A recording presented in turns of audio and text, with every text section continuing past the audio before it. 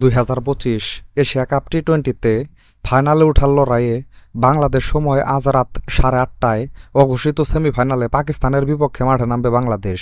খেলাটি আপনারা সরাসরি দেখতে পারবেন টি স্পোর্টস ও নাগরিক টিভিতে। এছাড়া আপনারা মোবাইলে খেলাটি দেখতে পারবেন এইচডি স্টেমজেড অ্যাপ ও স্পোর্টজিফাই অ্যাপে। সুপার ফোরে নিজেদের প্রথম ম্যাচে শ্রীলঙ্কাকে 4 উইকেটে হারানোর পর দ্বিতীয় ম্যাচে ভারতের বিপক্ষে 41 রানে হেরে গেছে বাংলাদেশ।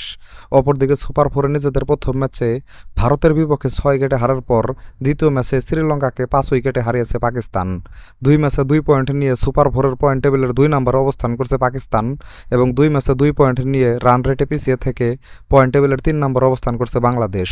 এই ম্যাচে যে দল জিতবে তারাই আগামী 28শে সেপ্টেম্বর ভারতের বিপক্ষে ফাইনালে মাঠে নামবে। এর আগে বাংলাদেশ ও পাকিস্তান টি-20তে মোট 25 বার মুখোমুখি হয়েছে, যেখানে বাংলাদেশ জিতেছে 5 ম্যাচে আর পাকিস্তান জিতেছে 20 ম্যাচে। পাকিস্তানের বিপক্ষে হেড টু হেডে পিছিয়ে থাকলেও কিছুদিন আগে অনুষ্ঠিত হওয়া টি-20 সিরিজে পাকিস্তানকে হারিয়েছে বাংলাদেশ। সেটাই অনুপ্রেরণা হয়ে কাজ করতে পারে বাংলাদেশের জন্য। বাংলাদেশের একাদশে আজকের ম্যাচে আসতে পারে 3 থেকে 4টি পরিবর্তন।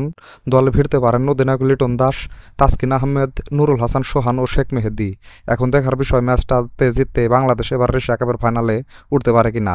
তো বন্ধুরা, আপনাদের কি মনে হয় ম্যাচে বাংলাদেশ জিততে পারবে কিনা তা এখনই কমেন্ট করে জানান। সাথে ক্রিকেট ও ফুটবলের নতুন নতুন আপডেট পেতে এখনই আমার চ্যানেলটিকে সাবস্ক্রাইব করে দিন। সকলকেই ধন্যবাদ।